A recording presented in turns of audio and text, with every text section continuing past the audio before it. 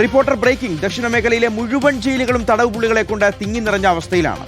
Thiruvananthapuram central ജയിലും ജില്ലാ ജയിലുകളിലും അടക്കം അംഗീകൃത ശേഷിയേക്കാൾ ഇരട്ടിയിലധികം തടവുകാരെയാണ് ഇപ്പോൾ പാർപ്പിച്ചിരിക്കുന്നത്.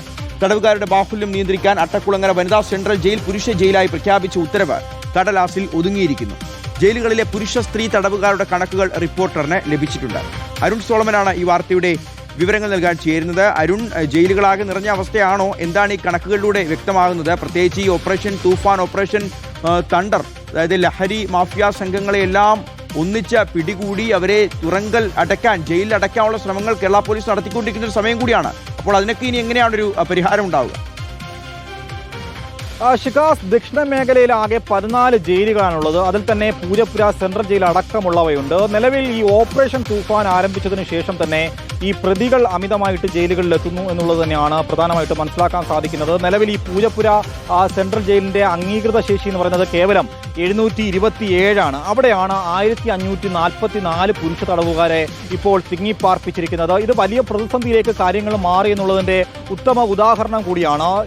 ഈ ദക്ഷിണ മേഖല നമ്മൾ എടുത്തു പരിശോധിക്കുമ്പോൾ തന്നെ ഈ 14 ജയിലുകളിൽ തന്നെ 2 വനിതാ ജയിലുകളാണ്. ഇതിൽ പരിശോധിച്ചു കഴിഞ്ഞാൽ ആകെ 2149 പുരുഷന്മാരെ മാത്രമേ ഈ ജയിലുകളിൽ പാർപ്പിക്കാൻ കഴിയൂ. പക്ഷേ പലപ്പോഴും 3200 മുതൽ 3500 വരെ പുരുഷ തടവുകാരെ പാർപ്പിക്കേണ്ടുന്ന ഒരു സ്ഥിതിയിലേക്ക് കാര്യങ്ങൾ മാറിയിരിക്കുന്നു എന്നുള്ളതാണ്. അവിടെയാണ് പൂജപ്പുര സെൻട്രൽ ജയിലിന്റെയും അവസ്ഥ വളരെ ശോചനീയമാണ്. കാരണം ഇത്രയും തടവുകാരെ, അത് ഇരട്ടിയിലധികം വരുന്ന പുരുഷ തടവുകാരെയാണ് തിങ്ങിപ്പാർപ്പിച്ചിരിക്കുന്നത്. തിരുവനന്തപുരത്തിന്റെ കേസിനപ്പുറം തന്നെ കൊല്ലമായാലും ആലപ്പുഴ ജില്ലാ ജയിലുകളായാലും സമാനമായിട്ടുള്ള സ്ഥിതിവിശേഷമാണ് ഉള്ളത്. ഇതിൽ തന്നെ ഈ തിരുവനന്തപുരം ജില്ലാ ജയിലിൽ തന്നെ 381 തടവുകാരാണ് ഇപ്പോൾ നിലവിലുള്ളത്. അതിന്റെ അംഗീകൃത ശേഷി എന്ന് പറയുന്നത് 288. കൊല്ലത്തേക്ക് വരുമ്പോൾ തന്നെ കൊല്ലം, ആലപ്പുഴ ജില്ലാ ജയിലുകളും നിറഞ്ഞു കവിഞ്ഞു എന്നുള്ളതാണ് റിപ്പോർട്ടുകൾ സൂചിപ്പിക്കുന്നത്. ഇതിൽ ഈ കൊട്ടാരക്കര, നെയ്യാറ്റിൻകര, മാവേലിക്കര സബ് ജയിലുകളും ഇപ്പോൾ നിറഞ്ഞു കവിഞ്ഞിട്ടുണ്ട്. കാരണം അംഗീകൃത ശേഷിയേക്കാൾ ഇരട്ടിലധികം വരുന്ന തടവുകാരെ പാർപ്പിക്കേണ്ട രീതിയിലേക്ക് സബ് ജയിലുകളും മാറി. ഇതിൽ